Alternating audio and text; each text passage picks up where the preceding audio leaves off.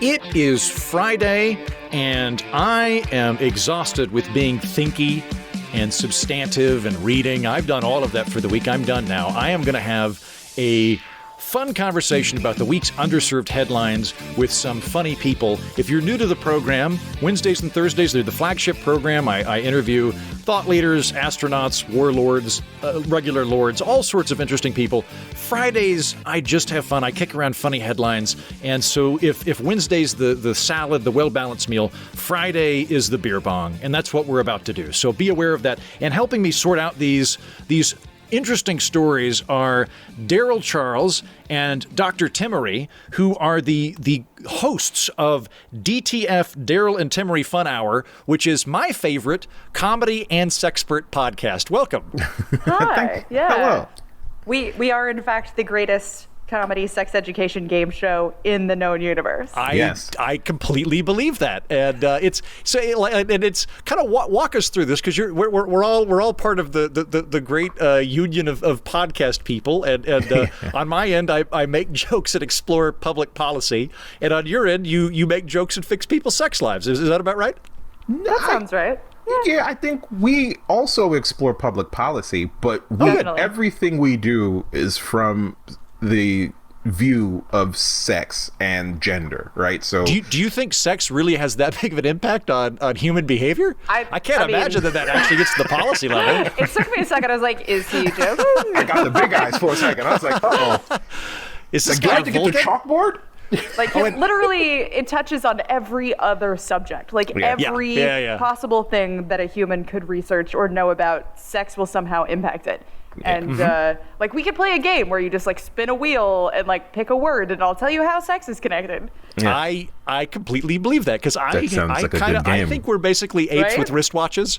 I don't think we're like. I think we're a lot more mammal than we think we are. Like, I think if an outside species was looking at us, they'd be like, oh, they're super mammal. But we like to think of ourselves as like half mammal, half Obi-Wan Kenobi Force ghost that's sort of floating in the ether, unrelated to neurochemicals. And I'm on team neurochemical. Now, I do want to preface this.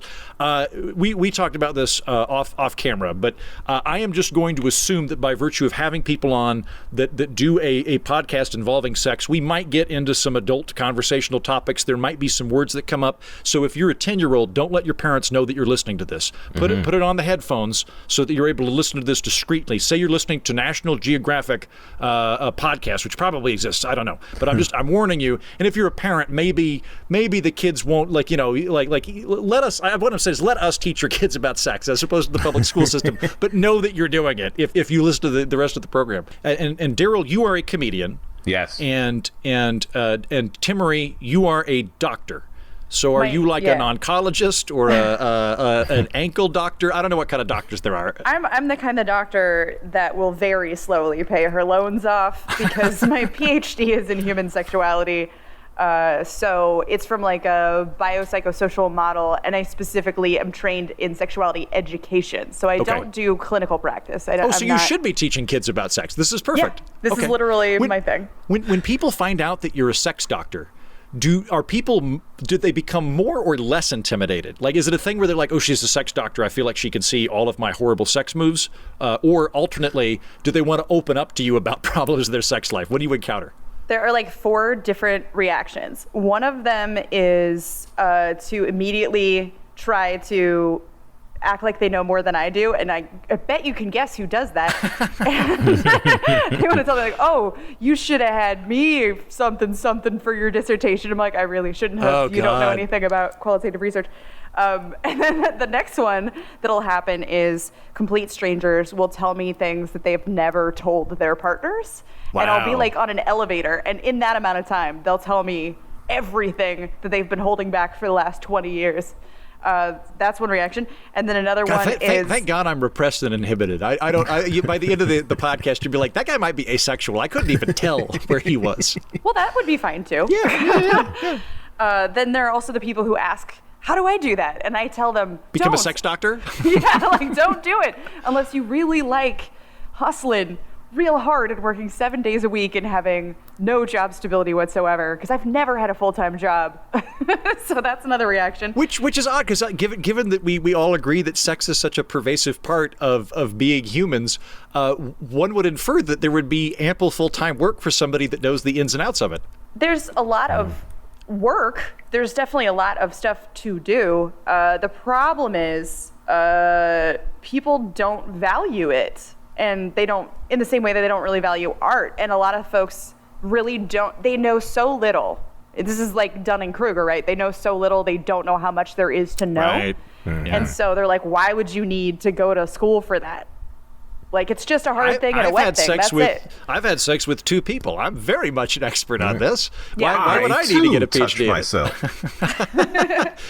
Well, like on the comedy thing as well. I'm sure we all have lots of mutual comedian friends, and sometimes I'll mention full-time stand-up comics, and friends that are civilians that don't know how the system works will say something like, "I've never heard of them," and I'm like, the fact that this person's making a full-time living telling jokes, that they're doing this full-time, makes them probably more than a minor league baseball player equivalent in the world of comedy. The level of skill and effort that goes into making a full-time living being funny is astronomical. And there's so few people that are able to do it that if they're doing it full-time, until they disprove it, you really ought to just give them some default respect.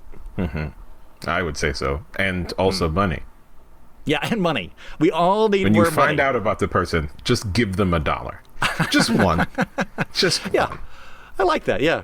Well, I will kick it to some of the headlines that we're going to discuss this week. From Poland, stressed elephants at Warsaw Zoo to be given medical marijuana. The elephants are stressed. I think their head female elephant died recently. That's causing social hierarchy issues, and so they've decided to give them cannabis. And this is all well and good. I'm all in favor of this, but isn't it possible it's going to make the elephant paranoid? And if that's the case, I feel like a paranoid elephant is way bigger problem than a stressed elephant. Well, it's CBD. They're not giving them THC, so they won't get the same high. So they'll just have better joints. Yeah. I think the expectation is it'll be different than if you just because like I understand that. Yeah, like I don't smoke much weed anymore either, because then I'll just diagnose all of you. Yeah. Right. I think that they should make a big-ass piano, like in the movie Big with Tom Hanks, for the elephants, and then maybe playing music will relax them. And if not, who cares? We get elephant music. I think that this is worth some kind of grant. I would really like to see what they would do, and I kind of feel like they could do it. I want to go to the elephant music SoundCloud. Yeah. I think it's very funny that these elephants are stressed, and so they're like, we'll give them weed to chill out while they're still trapped in a zoo. It's like maybe the being trapped in the zoo part is the stressing thing. Yeah. But who cares? They should give them maybe, okay, here's an idea. Just if you're part of the Polish government, take it or leave it, but I'm going to throw this out here. What if there's a designated elephant hour where at 7 p.m. every day, all the humans go inside, but all the elephants get to roam free. How about and then that there's an elephant whistle, and then they come back. I like that seems like a fair solution. Seems good. Like a siesta. Yeah, exactly. Right. Go have dinner with your family and let the elephants run around. Maybe they want to go to a playground. Maybe they want to check out a park. I don't know. Yeah, and they have great memory. Yeah. They'd remember when to come back. Yeah. You know what? Actually, now that I'm thinking about it, I feel like an elephant could probably be pretty good on a crime scene, because if they, I don't know how good their smell is, but if it's anywhere approaching a dog, you can buy, dogs don't have very good sense of spatial memory. Elephants do, right? So if they got the guy, the elephant would totally be like, oh, he's probably over on 5th and Q because I was there 15 years ago. So they'd be very helpful. Yeah. Love it. Very true. I love elephants so much. I went to Thailand a second time just so that I could go to this elephant sanctuary. Nice. Which is the only place you can ethically hang out with an elephant. Did you go to the one in Chiang Mai? Yeah, it's about in 40 northern Thailand. Yeah, 40 minutes out of there. Yeah, right. And got to feed them watermelons, and there is nothing greater in the world than feeding a baby elephant, because they're just babies and they don't know how to eat yet, and so they have their trunk come out, and then they try to smash it in their face, and it's how toddlers don't know how to do stuff. Yeah. It's smash, smash, smash. And they're the size of a Prius. I went Yeah, a toddler the size of a Prius, if it was a human, would be terrifying. But when it's an elephant, it's delightful. I went to that sanctuary for a week a couple of years ago, and because they're very hands off, right? Like they give the elephants like a lot of space. If it's the one I'm thinking of, where there's they just have like one person. Each elephant has like a guy. Yeah, they've got their I can't remember what you call them, but they've got their designated guys, and then like you can like maybe feed them once, but they give them like they kind of want them to live as elephants. They don't want to live but they also have a dog shelter, and I ended up just hanging out at the dog shelter a whole lot because the elephants, I did all the work because I shoveled so much elephant shit. I've shoveled more elephant shit than anybody in America outside of a zoo employee, and I'm happy to do it, happy to help. But then when it was like break time, I was like, can I just go hang out with the dogs? Because there had been this horrible flood a few years ago, and they were just inundated with dogs, and so they just have like 400 dogs there. And I was the like, happiest place on earth. Yeah, I was like, great. My ideal would basically be that minus the humidity. If I could live with 400 dogs minus the humidity, I would quit my job as a comedian immediately and go do that. I love it. I wandered off from my group, and they were like, where did she go? And it's because I needed to like go commune with an elephant in a river. Mm-hmm. We were buddies. I had to earn their trust slowly, and then we took selfies together. You and the elephant?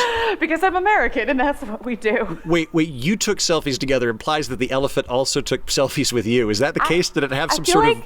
they posed. Okay, yeah. They could tell. They could tell. They put on a little bit of glam when they bat their eyes a little bit more. Yeah. Yeah. There was a little this is my good side. Well, speaking of either amusing or possibly terrifying photos, I think this is out of San Diego. Man in pointing gun at penis Facebook group. Anybody want to complete this headline? Shoots self in penis. Becomes hero in group. So that's the best part.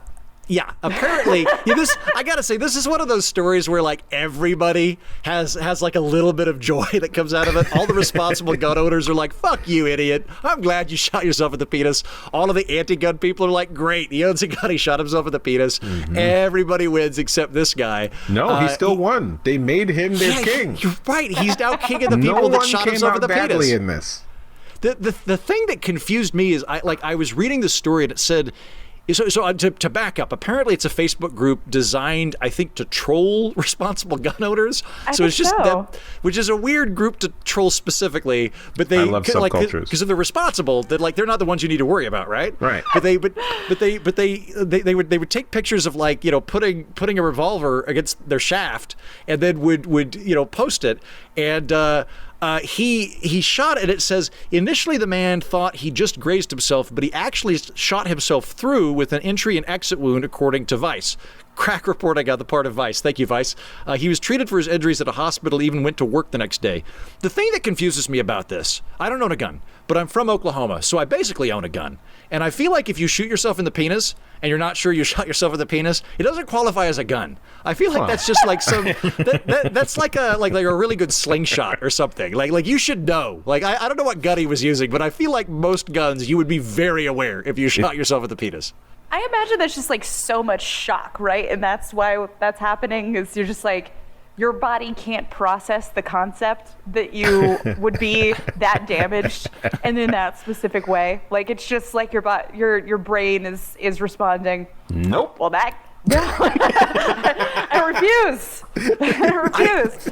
There might also be some sort of like instinctive anti-shame because you've got to feel stupid. There's no way. Like there's no way you could be driving yourself to the hospital for a self-inflicted genital gun wound, and it wasn't even like the gun went off or the glove like it wasn't something like that where it's like I could have been safer, but no, like this was so clearly like a dumb idea, and like the only recompense you have is maybe my Facebook group will find it funny. Like I just like that's and that oh man, just try to explain that to the doctor when you drive yourself to the ER where you're like, hey, did you ever have anybody that shoots himself in the penis? And they're like, no, of course not. And you're like, oh, okay, well, I did that. I shot myself in the penis. I have a dear friend who is a urologist in the Midwest, and we do a lot of Zoom calls where she talks about the various penis injuries that she's seen this week. And I guarantee whoever this doctor was told her whole squad of friends, and they of course definitely talked about it. with regards to OSHA, right? Like, there's no identifying information.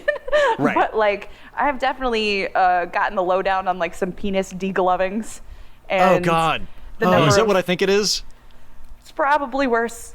No, I don't think I'm even going to ask for clarification if it's worse than I think it is, but that sounds horrific. The penis gunshot wound I could at least like process as like vaguely clean. What's interesting is that's like one of the biggest things that this friend like sees is gunshot wounds to the scrotum, because in a lot of like fight situations where it's an intentional shooting of another person, that is a very particular way to like inflict pain without likely killing them.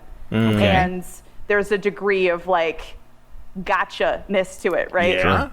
Those check out. Yep. Yeah. So it's actually a fairly common place for people to get shot. You know what? I've never shot a man. But if I ever do shoot a guy, yeah, exactly. I might. Who knows? Maybe, maybe. I don't know. Who knows what tomorrow will bring? 2020. I know there's no river so long it doesn't contain a curve. Might come to pass that I need to shoot a guy. But I feel, or gal.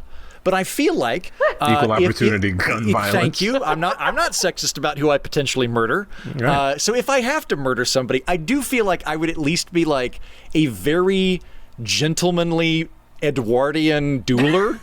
Like, I feel like I would at least like give them a sporting chance and then like shoot for the head. Like I wouldn't shoot somebody in the genitals. No, I'm not gonna do that. You gotta go center mass. You gotta shoot people in the chest. That's how you're supposed to do it. But yeah, decide to aim. I played enough video games. Big risk, big reward. And depending on who you're shooting, there could be a really tiny risk. There's that. Okay, good. Okay, I learned something today. Shoot for the center. That's probably sound advice.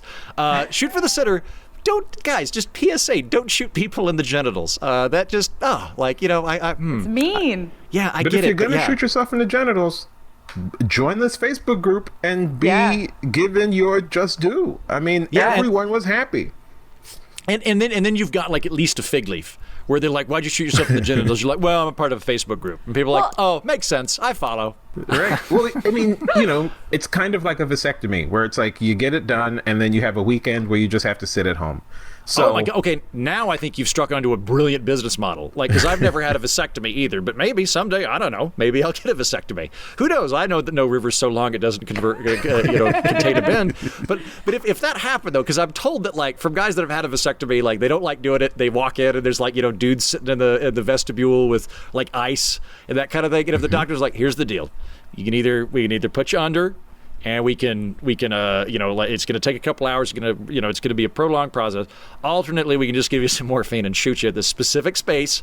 We've got a specific spot, but as long as we shoot you, it's all done. It'll heal fine. It's a very quick bullet-related vasectomy. I think bullet vasectomy is what I'm saying. I think that could be if you build it as cheap, efficient, and quick. That there might be takers. You gonna like aim for the epididymis or something? Like, what's the plan there? Yeah, I mean, this is more your field, Dr. Timaree, of knowing how to pull off a vasectomy using a gun. I guess you just aim for the vas deferens, right? Yeah, and then, 22 to the vas deferens, baby. Exactly. Yeah. Yeah, that checks out. Bang, bang. Right. Real fast. I mean, this is masculinity, right? Because like I have to go endure fairly painful things all the time because I got an innie, right? And that's a normalized thing. And if I don't want to get pregnant, the stuff that I have to do is really annoying. But like ask a dude to get a vasectomy, which is from every dude I've ever talked to who's had one, it's like mostly just scary. Like he watches movies for a day and then you're back to business and it's like black and blue or whatever. But like it's in terms of pain, not the worst thing you've ever experienced. And then you never have to worry about birth control ever again.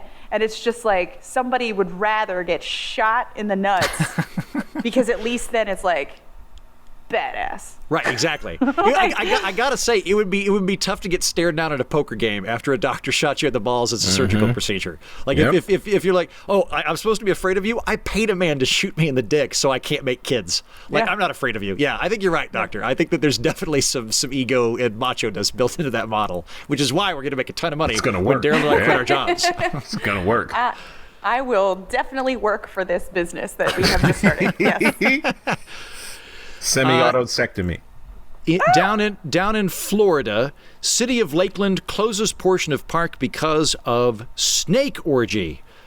So, of course, this is Florida.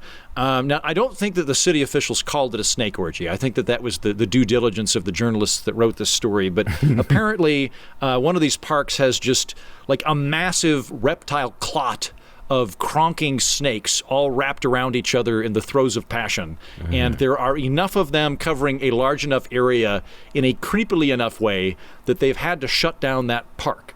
And I agree that it's creepy, but there could be worse orgies to have. Like if it was just like, I don't know, like if like a geriatric orgy like spontaneously happened without a permit or something, I feel like that would actually be more disturbing and would require more Lysol. You don't have to Lysol it down after snakes, but if there were like if the Village, for example, down in Florida decided to just embark on that, I feel like that would be a bigger deal. So what I'm saying, glass is half full. And also like horseshoe crabs do this kind of thing too. Horseshoe crabs are extra weird because like they'll have big chunks of their like shell missing and it looks like really extra horrific. So they'll like be piled into these huge gloms of, 3-ways and 4-ways and like long daisy chains where they're facing the wrong direction, or like 3 males are going after the dead body of a female. Like that one is another level of creepy too. And especially because horseshoe crabs aren't cute and they're not sexy like snakes are. Or bed bugs. The way bed bugs have sex. Yeah, what do bed bugs do? Yeah, I can't remember what the term is, but it's like, it's incredibly violent. Like they inject the semen through any orifice. It doesn't matter, like through bone, like through the body. And it'll work. It works. That's how it works. They all glom onto each other and just stick it in where it can go. Break flesh, go for it. I can't remember the name. When you find out, it's a 2-word term that is as horrific as the definition is. Right. Yeah. Okay, Traumatic so this is insemination or something like that. Oh God, yeah, that sounds horrible. So this is really helpful because if reincarnation exists, I now know what I don't want to be for sure in the next life. Is I don't want to be reincarnated really as a female or a male bed bug. Both of those sound horrible to me. Yeah. Ideally, I want to be like a dragon or a dog that can fly and breathe fire, like a dog dragon. Okay. Bottom of the list, definitely bed bugs, followed by horseshoe crab, snake mid-level. Yeah. Now that I know that there's a low bottom to this. Yeah. Oh, you wanna birth out the babies? I don't care which gender, but I would just want to be a seahorse. They're cute. Okay. And if I was a boy, I'd still get to experience the joy of bringing life to the world. I saw a video today of like a seahorse giving birth, and it's really funny because it's basically like when you have a rubber ducky in the tub and you fill it up with water and then you squeeze it. It's very similar to that. They're just hanging out, and it's like. It's like little seahorses come out. You know, when pandas give birth, it is so untraumatic for pandas that they don't always know that they've given birth. Like, I've never given birth. They're so small. They're the size of a stick of butter. Really? That's how big they are? Yeah, I'm obsessed with pandas. I have a panda tattoo that the people listening cannot see. No, but I'm going to verify this. There is a panda tattoo. Yeah, they're okay. This is where I'm going to lose you, Dr. Timaree. Oh no. I feel like pandas are dumb. I think that they're an evolutionary dead end. Like, I don't think it's our fault. I think that they would have died out on their own because they're like. This is actually a common belief, yeah. Yeah, I'm like, I think we should protect them from communists and stuff, but like, I just don't think it's our fault if they die. I think that they're not like they're lifting the heavy weight on killing their species. We're just bringing in the light furniture. So here's the brief version of my response to that, because I have a whole TED Talk about this very subject. I'm not even joking. Cool. I literally do. One of the things that I do is do a show where burlesque performers give a TED Talk and then they do burlesque, and I have an actual TED Talk on this subject. But so pandas in the wild are actually sexually very voracious. The problem is we have planted a bunch of like industry right where they do their breeding, and they have really specific circumstances under which they can get pregnant. So they only ovulate like once a year for a few days, so it's just kind of hard for them to get pregnant. Okay. And then in the wilds, they like to do the sex, but they need to learn it because their bodies are huge. They have one of the smallest body to penis ratios. So they don't just like randomly accidentally have sex, like they need to see it. And so the ones that are raised in captivity need like sex education, and if they haven't seen it, they don't know how to do it. So that's the problem. It's like if they weren't in captivity and they had their breeding grounds, fine, they would have been fine. It's all us. And so it's totally our fault.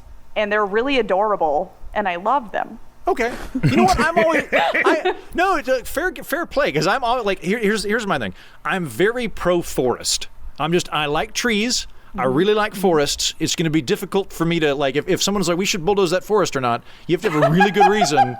Like, if you're like, I'm like, how much oil? And they're like, a lot of oil. I'm like, maybe. But if there's not much oil. So I like forests, right? So if you're like, basically, we just think China should, like, make bigger areas to be forests and, like, pull the Slinky factory out of the panda screwing district. I'm like, yeah, okay, cool. Like, let's do that. We'll put the factory in Beijing, let the panda have the forest back. Okay. Yeah, so that would be a big part of it. And then the ones that live in captivity, we have developed panda porn, which is basically like humans dressed up as pandas, and then they like basically mimic how like banging would work. It's not pandas screwing, it's people dressed up as pandas.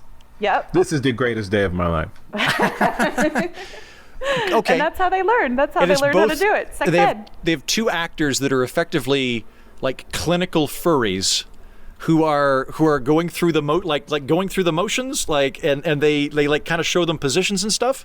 Yeah, because again, like it's not one of those things where it just like accidentally happens. You can't, they're not bed bugs. Right. Yeah. Sadly, you got to have a little bit more precision than a bed bug, which could apparently, like a horrifying alien in a Ridley Scott movie, still just like stick it in you at any location. Yeah, they got to have a little bit more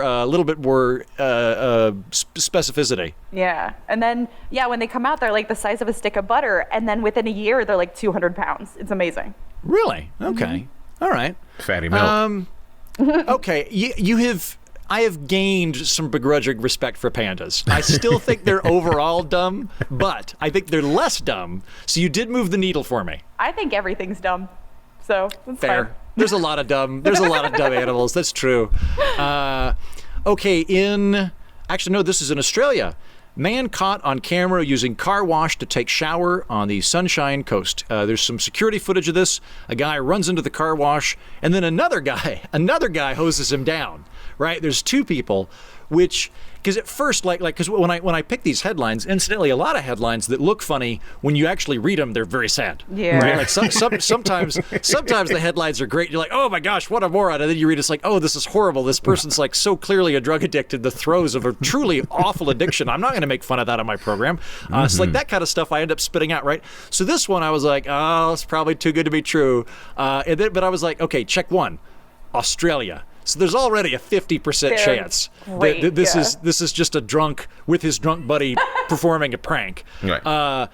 Two, he has a buddy doing it. So, and it's not like the guy's trying to chase him off with a fire hose. The guy is actively. So I'm like, and there's also like a 40% chance this is the Prime Minister of Australia. So I don't think we need to feel bad for this person. I think we can actually just enjoy that this presumably drunk guy went naked into a car wash. No one drinks like Australians. I sincerely hope that they were strangers. I really want that. I was just washing my car, and this guy came in and just started covering himself in the soap, and I was like, dude, you're never going to get your back.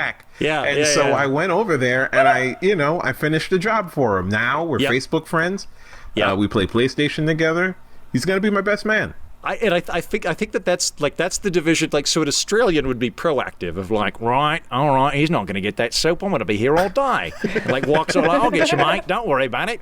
And then but conversely, like Canada would be the inverse, where a guy comes up and goes like a naked man comes up to a stranger and goes, hey, excuse me, I'm sorry to bother you, but would you mind hosing my naked body down? And then the other Canadian has to be polite about it and be like, sure, no problem. And just have this really awkward, direct, prolonged eye contact as they have this weird moment together. Yeah. I love Australians so much. I find Australians wherever I travel on the planet, and they are some of the drinkingest people. They're a fun group. They're a fun group, yeah. Taught me so many drinking games, and I think there's two things. So Australians are like born walking, like they just fall out and then start walking some direction. Like they're like natural travelers, to the point where like when Neil Armstrong touched down on the moon, there was probably a guy that was like, welcome, mate. Would you like he's on that staff of beers, right? Yeah, like where you keep giant taping beer. one to the last one you drank. Yeah, they're really great about that. Like they're kind of like there's a lot of shared bumpkin type commonality with America that I get. Yeah. They're I'm like, rednecks. oh, cool. Yeah, I was like, you're a redneck too. Okay, I get it. I know what's happening here. And they travel a lot. And then the other thing that they have that I don't think we have is that, like, I dated a woman from Perth, and I went over there and hung out there for a while. And, like, everything in Australia is trying to kill you. Mm-hmm. The entire continent wants you to die. Everything's poisonous. And like you just talk to people like grandmothers and stuff will be like, oh, don't go in the back acre because if you go back there's a bunch of poisonous snakes more than 8 feet from the sidewalk and they'll bite you and you die. I actually died a couple of times, but they brought me back. And like literally having this conversation, and they're all so inured to it. The mindset I think that they all have is like, well, I might die tomorrow because everything's poisonous. Might as well have a beer. Who cares? Don't get worked up. Like it makes them like they're all of their souls are permanently inclined in a hammock because they can't get worked up because they think they might die. So why would you not love pandas? Because what you're describing to me is really similar. Yeah. Because pandas like fall out of trees constantly. And they're just like, it's cool, whatever. They basically act like giant drunk toddlers, like constantly. So your theory is that pandas are the Australians of the mammal world? Yeah. Everyone I've ever known is in jail. Yeah. There's one person who comes and drops off bamboo. Might as well eat it. Get high off of echinacea and just sleep. Darryl and Timaree, it's been a pleasure to talk to you. Thank you so much for coming on. And the name of your program again? DTF, the Darryl and Timaree Fun Hour. Thank you.